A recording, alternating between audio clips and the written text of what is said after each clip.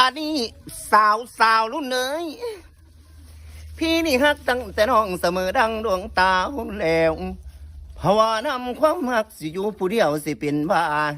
ย้ำมาเห็นอ้อยนางลานสาวรุ่นนี้สีสักงาหักเป็นอ้ายกำกาเป็นเจ้าของผู้หอย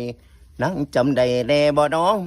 ห้อยหูบหนึ่งเป็นหูบไก่บินมาพี่วน